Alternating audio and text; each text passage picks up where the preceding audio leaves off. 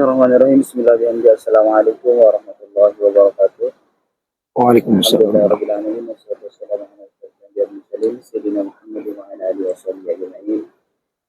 Allahumma shalli ala Muhammadin sallallahu alaihi wasallam wa barik ala Muhammadin sallallahu alaihi wasallam. Warham ummat Muhammadin sallallahu alaihi wasallam. Wansur wahfaz wa ayyid nahwatul watan fil alamin bi haqqi Muhammadin sallallahu alaihi wasallam. Amma ba'du.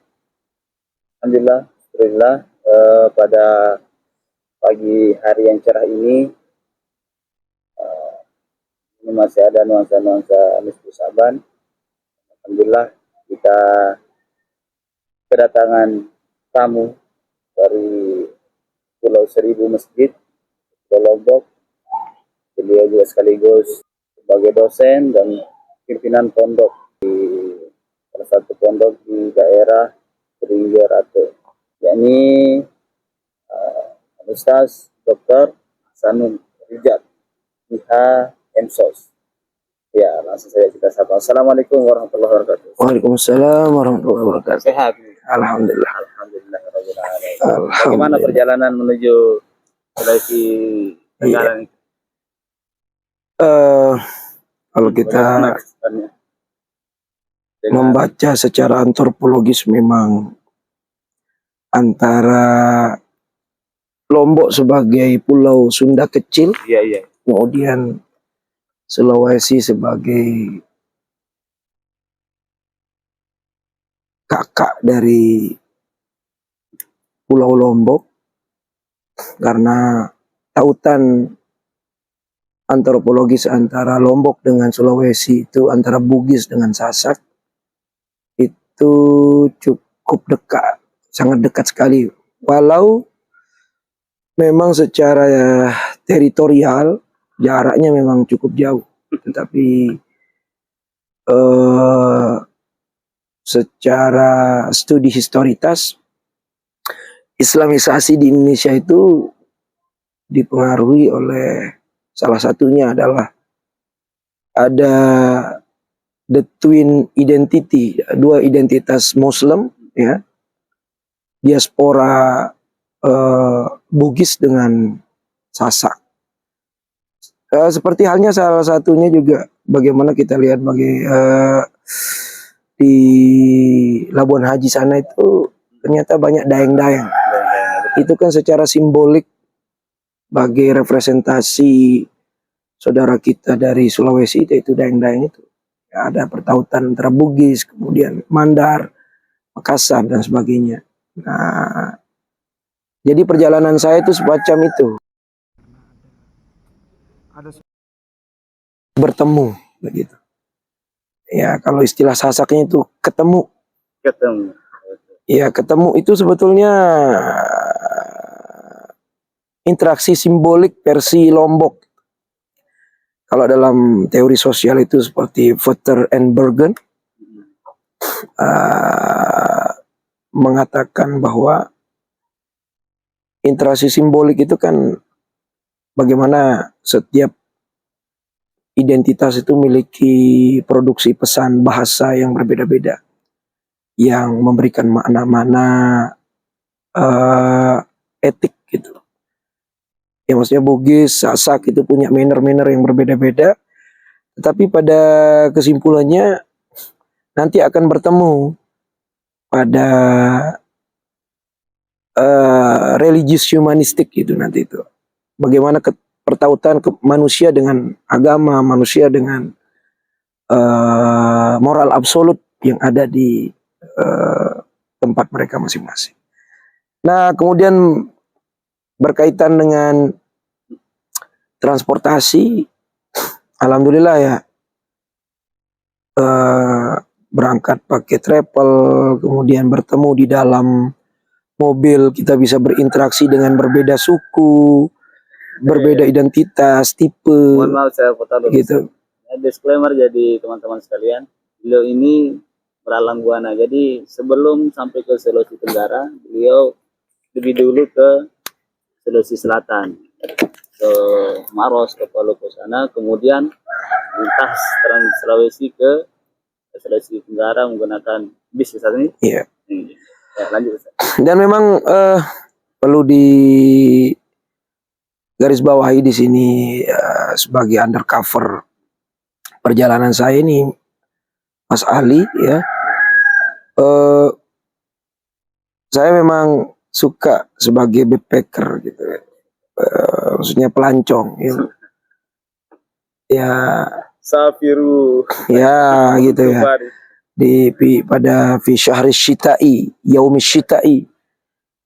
Pada hari-hari pacaklik itu memang harus kita keluar bernegosiasi dengan alam, kemudian melihat situasi metropolitan Kota Makassar, bagaimana tata ruang, tata kota, itu kan bisa menggambarkan the origin of inspiring itu. Bagaimana inspirasi yang origin, yang lahir dari pertapaan, lahir dari observasi, pengamatan. Sehingga kita menemukan banyak atribut-atribut budaya, politik, sosial, pendidikan, ekonomi yang mungkin bisa kita ceritakan secara antropologis nanti ketika sudah menemukan banyak ini. Nah, terus masuk ke hutan-hutan, kemudian ada tambang gitu kan. Itu menunjukkan bahwa bumi ini memang ada kalanya dieksploitasi, ada kalanya dieksplorasi gitu.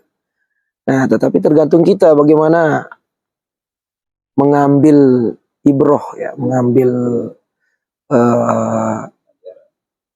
ya selain pelajaran juga inspirasi untuk kalau kita pinjam kata Syahrur itu ada negasi antara kosmologi dengan atau ada yang makrokosmos dengan mikrokosmos.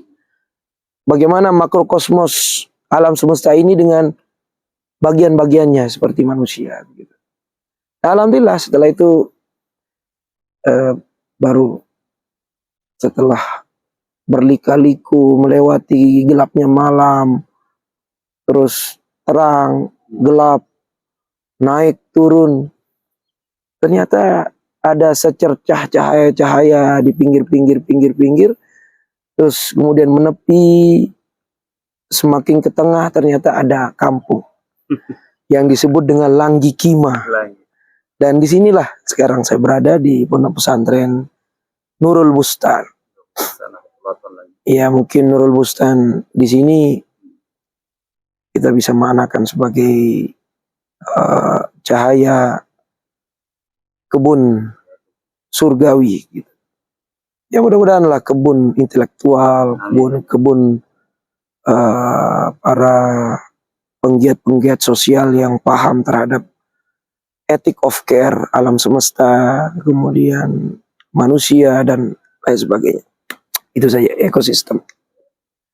Jadi di sini di Sulawesi Tenggara itu, kalau di Sulawesi Selatan mungkin sukunya itu mayoritas itu Bugis ataupun Makassar di sana. Begitu pula di Sulawesi Barat. Tapi kalau di Sulawesi Tenggara ini suku yang mayoritas atau bisa dibilang suku aslinya Tenggara itu namanya suku Tolaki. Jadi kita hidup di sini cukup cukup majemuk lah. Jadi di Langgikima ini khususnya ada Bugisnya ada, tapi yang jelas mayoritasnya Tolaki. Suku Tolaki. Bugisnya ada, Sasak atau Lomboknya ada, Jawa ada. Pokoknya di sekitaran lingkup pondok ini semua. Berarti Tolaki itu notabene kalau dari segi kearifan lokalnya sama dengan Bugis, Mandar gitu. Terus kemudian dari makanan apa? Makanan hampir sama. Kan kalau biasa di Bugis itu ada namanya yang pakai sagu. Kapurung. Yeah. Ya. Kalau di apa namanya di suku Telaki itu namanya tonggi. Tapi apa namanya bentuk makanannya itu hampir sama, cuma mungkin toppingnya yang beda gitu. Tapi tetap dengan kapurung, sagu.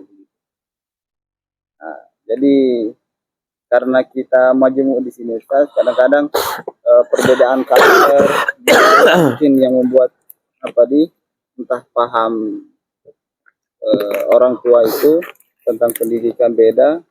Dan ada juga sebagian orang tua yang sudah open minded, bahkan out the box ya, tentang ini pendidikan. Tetapi ada juga yang masih bagaimana ini problem yang sangat bagaimana sering kita jumpai di sini Ustaz.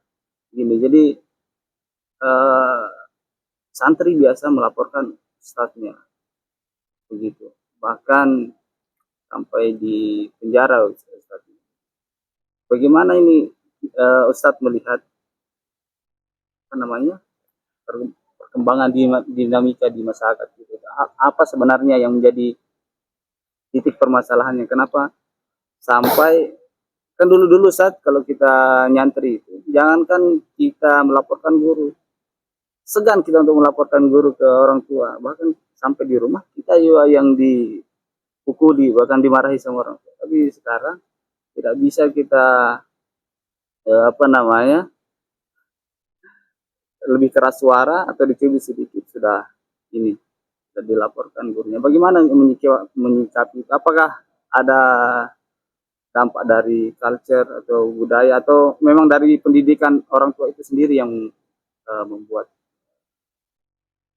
permasalahan? Ya, sebetulnya itu kita lihat, kalau kita melihat pendekatan yang terkait gitu ya, memang pondok pesantren ini harus mengikuti arus teknologi yang berkembang sebenarnya. Karena namanya hidup ini kan terjadi evolusi. Jangankan bentuk, cara hidup saja sudah terjadi evolusi. Nanti ada benang merahnya dari jawaban ini sebetulnya. Nah, evolusi itu kan harus dilihat, dinamika tadi itu harus dilihat oleh penggiat pondok pesantren, terutama pimpinan, pengasuh, dewan asatiz, harus bisa melakukan mendemarkasi atau memisahkan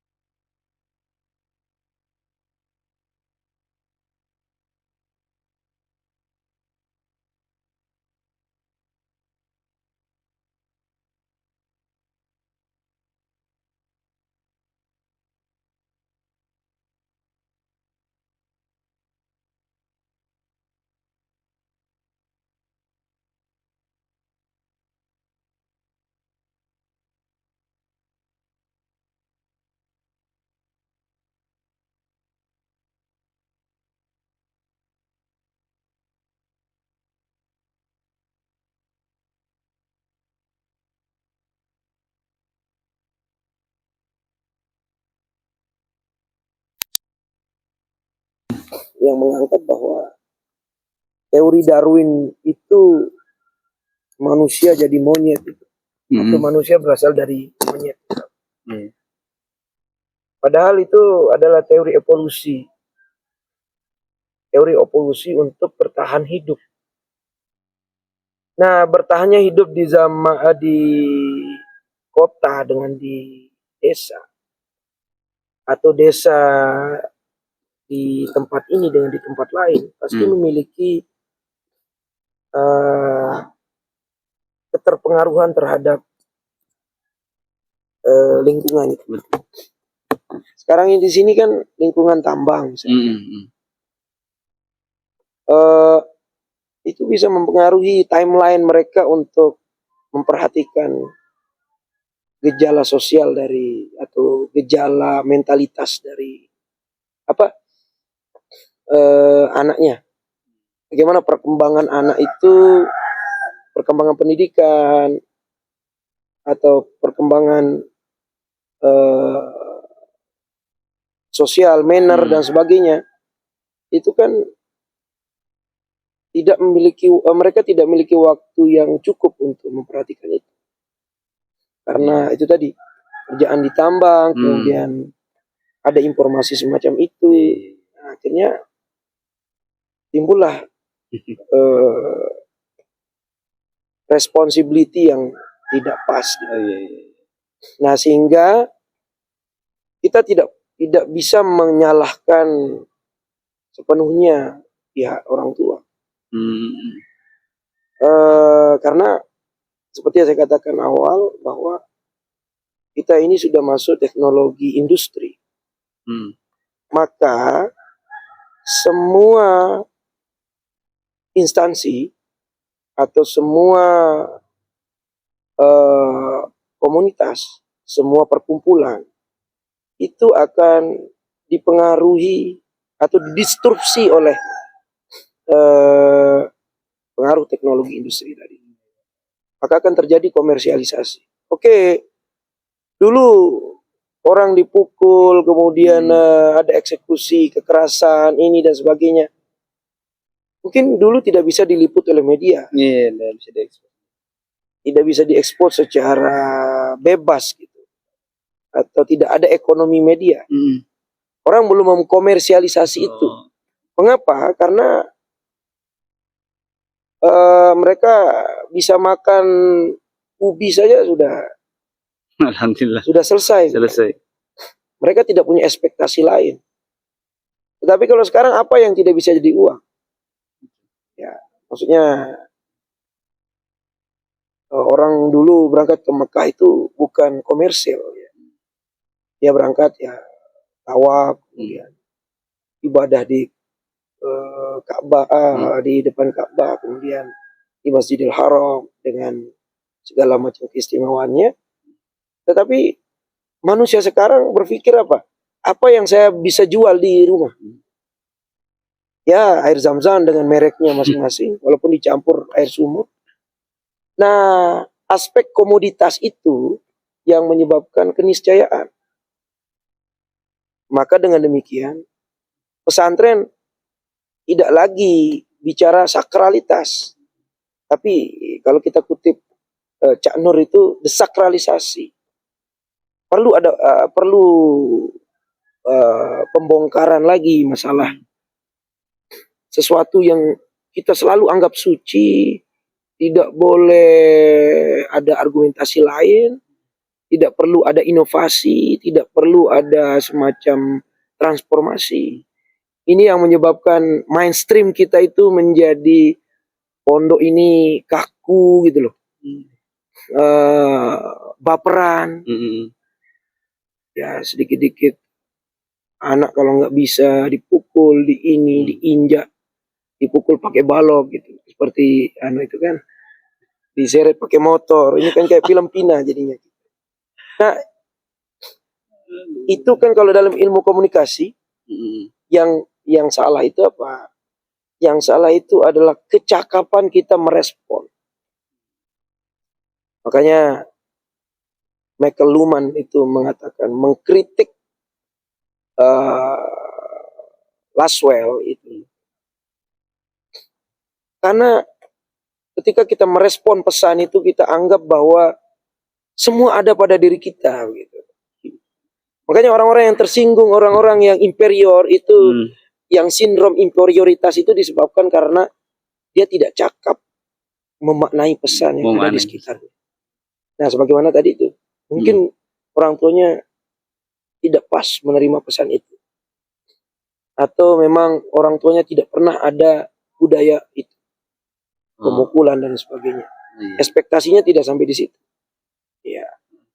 Maka dengan demikian, itu kan kalau orang ada lawyer itu kan bisa memanfaatkan situasi. Iya betul. Iya itu yang terjadi. Kan bisa jadi uang, bisa jadi. Betul. Ya sehingga nilai etik itu atau moral absolut itu sudah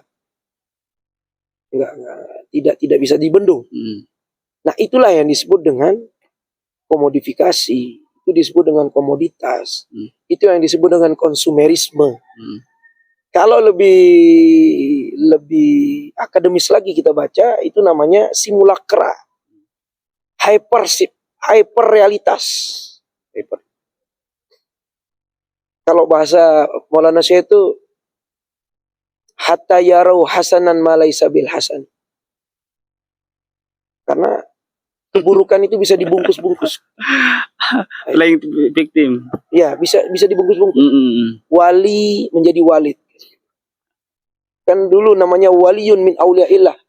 Sekarang walidun. Walidun. Nah, Dewi boleh. Nah, ini komoditas. Bukan berarti saya meyakini bahwa dulu pernah terjadi semacam itu, tetapi karena tidak diliput, bisa jadi kekerasan seksual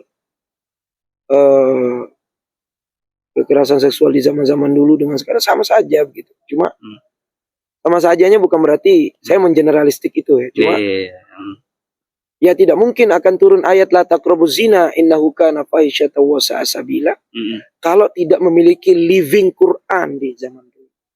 Tidak ada asbabun nuzul ya, atau hukum rajam dan sebagainya, itu tidak mungkin kalau tidak ada asbabul wurud. Atau oknum ini mengartikan Al-Quran secara tekstual begitu. La takrobu di sana kan jangan artinya mendekat, mengatasi saja. Itu kan berhelah. Itu kan hanya berhelah. Kan kadang-kadang orang juga cari itu menjadi apa namanya, salah paham. Oke, kembali lagi Ustaz. Yang tadi saya ingin ngambil poin dulu bahwa di era komodifikasi atau hyperrealitas, simulasi tadi itu, maka pondok pesantren atau pimpinan atau aktivis pondok pesantren harus mampu membaca itu.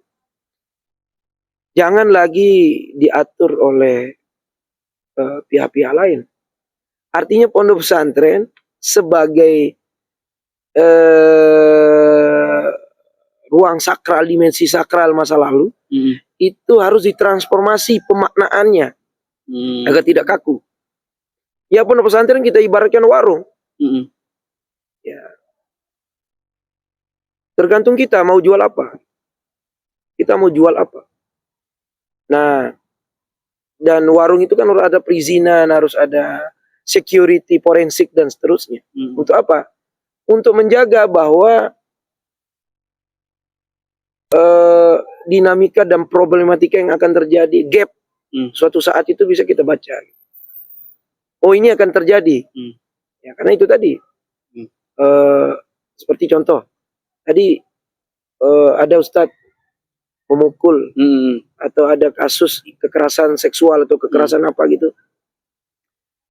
Agar tidak sembarang mereka melapor, harus ada advokat. Pondok itu harus punya LBH, lembaga hukum. Karena memang sudah terjadi, kita nggak bisa semua itu diserahkan kepada Allah. Sedikit-sedikit tawakkal ala Allah. Mungkin apa namanya, kan kalau kita di Nahdlatul Ulama Ustaz kan kita tahu bahwa Maulana Syekh itu punya apa namanya sistem itu biasa disebut dengan serah mayung sembungkul. Apakah sudah tidak relevan lagi atau bagaimana itu mengartikan serah mayung sembungkul itu? Bisakah kita bawa serah mayung sembungkul itu ke daerah lain atau hanya bisa digunakan pada zaman itu, relevan pada zaman itu dan di tempat itu? Iya. Artinya untuk mengantisipasi itu tadi, untuk gap dan apa tadi itu? Iya. Katakan. Istilahnya dalam ilmu manajemen atau dalam perusahaan itu kan, ya memang harus ada kode etik, ada perjanjian, mitsaqon ghalizo, komitmen bersama, yang mayung sebungkul ini kan akad,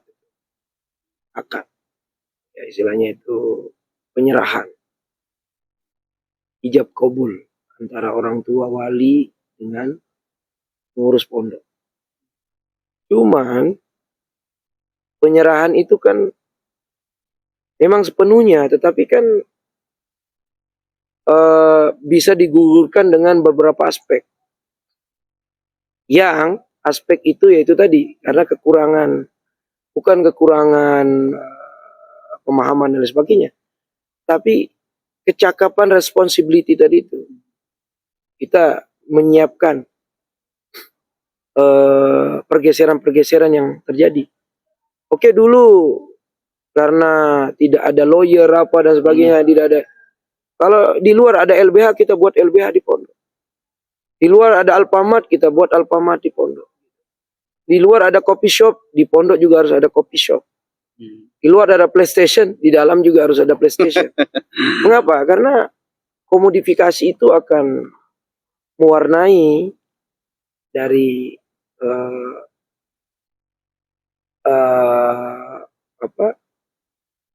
perilaku manajerial dari pondok itu.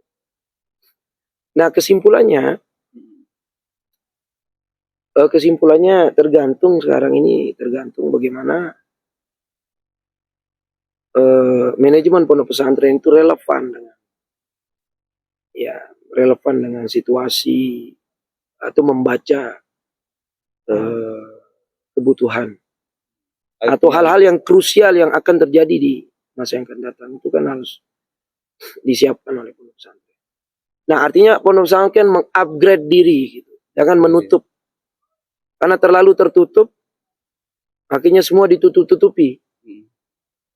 Ya, tidak ada transparansi, kemudian itu bukan hanya transparansi di bidang keuangan saja, tetapi transparansi dalam hal program juga, kemudian transparansi juga di dalam juknis program yang dibuat oleh pondok pesantren itu harus sesuai dengan situasi. Ya, selain juga kata Maslow itu kan memproteksi diri, kan disebut dengan aktualisasi diri itu apa? Menjaga diri, membela diri sebelum diserang orang. Kita harus siap dulu. Kalau istilah orang salah itu kuda-kudanya kita sudah siap. Apa artinya? Respon kita terhadap zaman itu harus kita siap. Jadi itu solusinya. Itu solusinya sehingga pondok ini bisa eksis, tidak baperan gitu. Tidak apa-apa. Ya, karena tadi dianggap sakral, orang tidak boleh bertanya, orang tidak boleh bertanya berapa, misal pajak bertanya, gitu. Orang pajak bertanya, sumber pendapatan pondok pesantren dari mana? Itu kan banyak yang tidak transparan di situ. Padahal masuk pajak itu apa? Kita akan diajarkan manajemen keuangan. Kapan kita mulai defisit? Kapan kita mulai inflasi? Kapan kita mulai benefit kita meningkat? Cuman orang nggak bicara itu. Orang bicara jangan tanyakan uang. Nanti kamu sudah bergeser, tidak ikhlas, tidak ini. Padahal di Surabaya kita masuk ke kamar mandi saja bayar 2.000. Artinya yang bertanya itu juga punya kapasitas itu kan, ada juga biasa itu yang terjadi itu dari wali santri terus masyarakat yang masuk ke daerah yayasan, kemana ini uang, terus apa saja dibeli begitu kan. Nah itu kan tidak pas juga. Tidak pas juga. Ya. Yang tugas dari yayasan itu kan difusi inovasi. Istilahnya itu melakukan pembangunan, baik revolusi pembangunan fisik maupun pembangunan moral. Nah, cuman karena tidak ada yang berani bertanya, itu sebabnya ada beberapa pengalaman saya dalam pondok pesantren, jarang ada yang punya master plan yang bagus. Ya, jadi bangunan seadanya. Ya, kalau dulu kita hidup bersama monyet dulu kan. Ya, maksudnya teori Darwin tadi itu. Kalau kita hidup di atas gunung, ya bolehlah. Orang anak-anak belajar di bawah batu, di bawah pohon. Tapi sekarang zaman industri. Orang makan aja bisa COD gitu, bisa. Mengapa kita tidak mengikuti perkembangan tersebut? Selama itu baik. Selama itu adalah andalla ala khairin. Selama itu akan menunjukkan kebaikan, kemudian in ahsantum li anfusikum wa in asatum falaha. Ini kan jelas. Ya, tergantung kita sekarang ini. Kita mau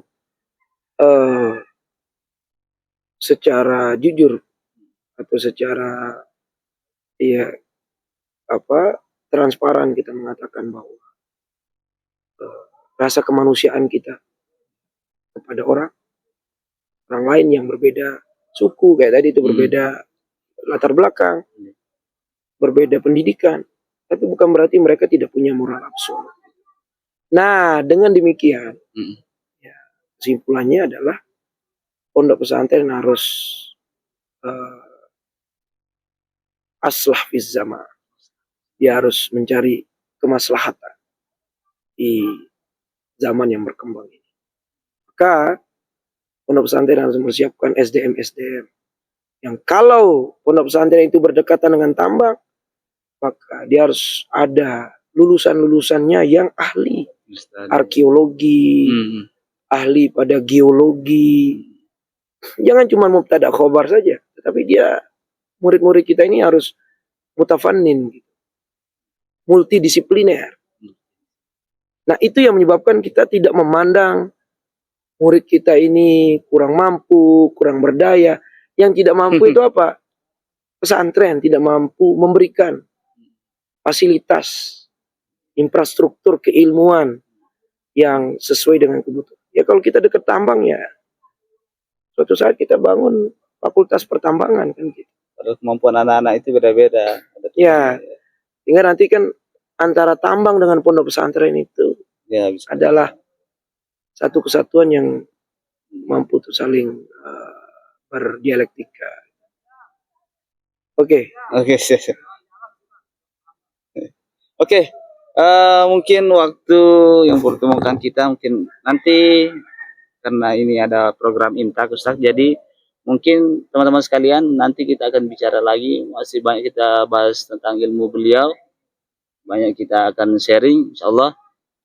Jangan lupa share, like dan video ini untuk dan jangan lupa subscribe channel kami agar akan Ya, pada intinya pondok pesantren itu apa?